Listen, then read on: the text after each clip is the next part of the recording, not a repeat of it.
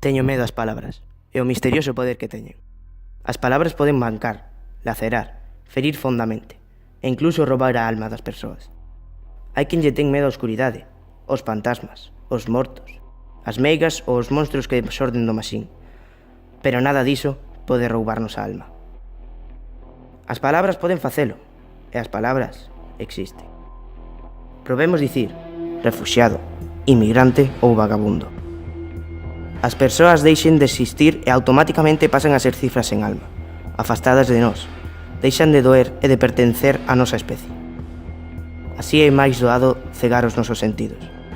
Temos as palabras, a forma de pronuncialas, o silencio a noso redor, o silencio da ignorancia ou do medo. É o mesmo.